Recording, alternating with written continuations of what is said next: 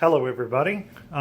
Just wanted to go over a little bit more into detail this saber. This is in a previous life, it was a JQ Sabers caliber something. I'm not sure. It's got some rather unique features already built into the hilt. The very familiar JQ emitter section. But right below that, it's got a squared off kind of control box section. Down at the bottom, what used to be a recharge port and a rice cable, or a rice port. This saber is now running a WarSabers CerbeRUS version 1.2, 1.1, something like that. It's a full color changing board. There's a lot of really cool stuff about the board, and I'll go over some of that later in the video. But let's go ahead and fire it up so you can hear what it sounds like and check it out. Right now, I think I've got 18 different fonts on it. That's one of the cool things about the CerbeRUS board, is it has the font selection is only limited by your SD card. One of the neat features in this is a built-in PLI, or power level indicator. And I know that wasn't clear in some of the previous photos or videos, and a lot of people asked questions about what that was. So, because you can charge this saber one of two ways, I'm actually going to go into settings. To go into settings with this board, you press and hold the power on or the #1 switch button. Settings. And it will go into its settings mode. I want it lit up, but I also want to be able to show you this without having to talk over the saber. So down here at the bottom, we have our standard recharge port.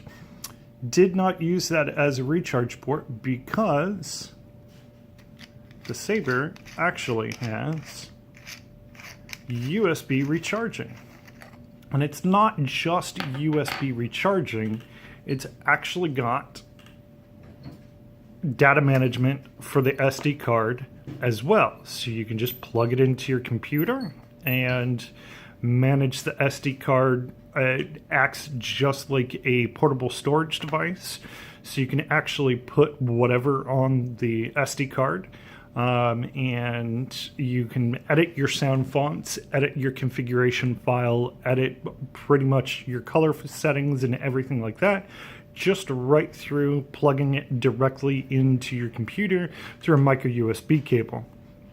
I haven't tested it on Mac yet, but because it acts as just a regular storage drive, I would assume that it would do the same under Mac, and I'll test that under with a Mac here soon. But you do have SD card access. This is actually the CerbeRUS 3D printed chassis that they offer. I really dig this design to be able to take the speaker capsule out completely and have access to the SD card and the micro USB charging and data management. It's really neat. One of my absolute favorite things, and I've mentioned this on the forums before, my favorite things about this soundboard. If you're on the fence, a couple of things.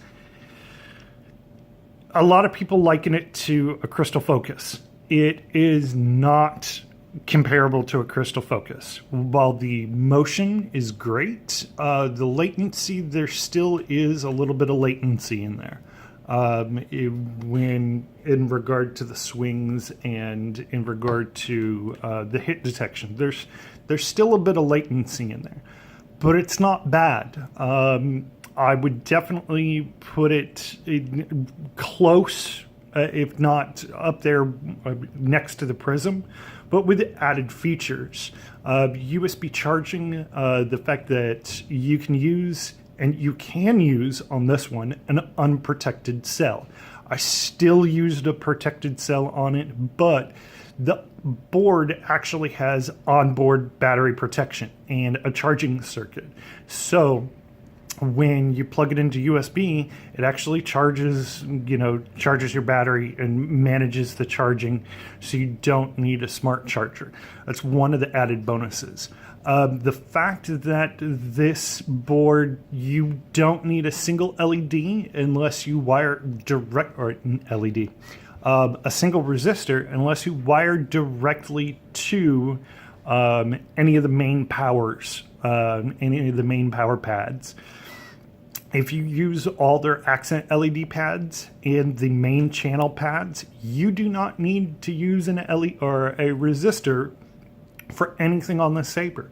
It makes wiring up and calculating just a heck of a lot easier. So it's actually pretty neat that it's making it easier for the end user. Unlimited sound profiles. I wish they had something like the Spectrum for the Plector, the new Crystal Focus 9, and the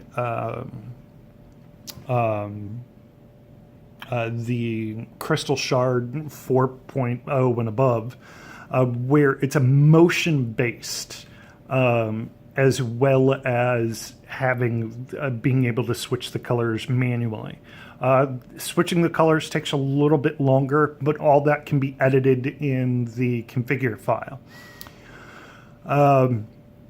So I really wish that they had something in a motion base, or motion based for color changing. That leads me to one huge plus with this soundboard. The great thing about the soundboard is that it absolutely knocks everything out of the park with the ability to upgrade firmware on your own. You can upgrade your firmware. I've upgraded the firmware on this one. This isn't the stock firmware. This is the most recent update from WarSabers. So the fact that I don't have to take this entire Saber apart and ship the board out to somebody and wait for them to upgrade the firmware, to have an added feature is perfect. I love that. I wish all soundboards had that feature. As an installer, the biggest pain is, hey, I've installed this really cool Saber, and now I've got to ship it out to get 1 or 2 or 3 or 4 new added features on the same board revision. And it's just it is a lifesaver when a lightsaber. It's a lifesaver when it comes to installing, to be able to just have that freedom to be able to not only add custom firmwares, which will soon be released, but to be able to upgrade the firmware on your own if a new feature is released. I talked to one of the guys at WarSabers, which I gotta say, their customer service is perfect. There was a little bit of delay when it came to me ordering the board, but they were very attentive. They had no problems shipping it out. I received it pretty promptly. And I mentioned to them that for this Saber, I was going to use a PLI. The way I wired this up was not exactly normal for a PLI, but I mentioned that I was going to use a PLI, and I wanted to use something akin to using one of the accent pads to drive the PLI, but unfortunately they hadn't accounted for that in the firmware.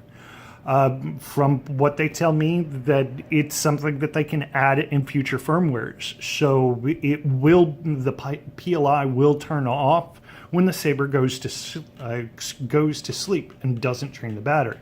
But for this one, I actually put in a rotating kill key in the standard recharge port. So I can turn the PLI on when the saber's on and turn it off when the saber's off, or turn it on when the saber's off, or turn it on either way. So the PLI is independent from the board right now.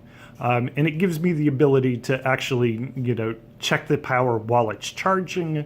It gives me the ability to turn it off and on while the saber is on.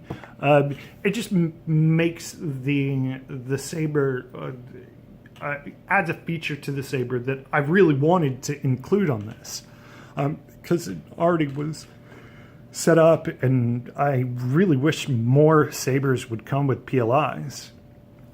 But overall, I love the board. It's not a crystal focus. I've dealt with the crystal focus and done crystal focus installs, quite a number of them. And I will tell you, this is not a crystal focus. If you're thinking that this is going to be comparable to a crystal focus, it's not yet. That's the key word.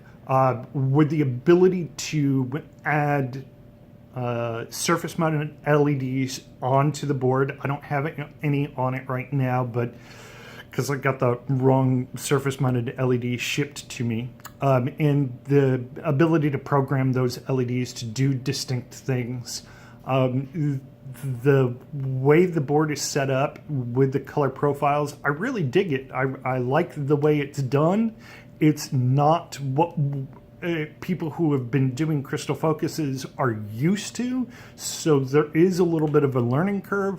But overall, the saber, the board is a perfect match for this saber. I've got actually a Cree XML quad LED up in the front. I might change that out to a tri-Cree. I just want a nice even blade all throughout, and the XMLs kind of, when you're used to the tri-Crees, you can definitely see the difference between the tri-Crees and the XML Crees. So I might change that out later. I might leave it as is. And I've got just a flat premium TCSS speaker in it right now. I like the loudness of it, but I might swap that out for a bass speaker. One of the things I love about this is I can get another one of those speaker capsules and have two different types of speakers and be able to change the speaker without changing the board, with minimal work on it. Their chassis, I wish more soundboard manufacturers manufactured their own chassis. The reason why is because the chassis that they sell is perfectly designed for their board. They know their board the best, better than any 3D modeler.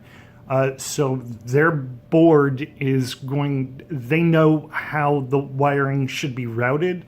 It's perfect. The chassis that they have, the MHS sized chassis that they have, fit this perfectly.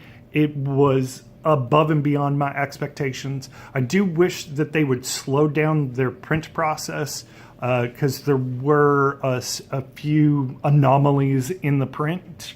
So if you guys are watching this over here at WarSabers, slow down your print process, go for a slower speed, and you'll see less of those anomalies and less of those wobbles. But aside from that, the chassis was designed perfectly to fit this soundboard. I can't really, I've got nothing else to say. Yes, it's a really big soundboard, but it's the size of an 18650. If you can fit an 18650 in your Saber, then you can almost definitely fit the WarSabers board in your Saber as well.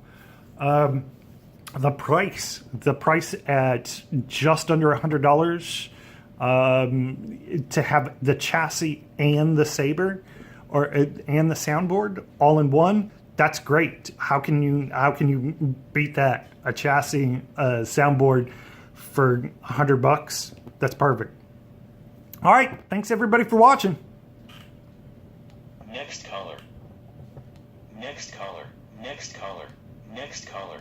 Next caller. Next caller. Next caller. Next caller. Next caller. Next caller. Settings saved.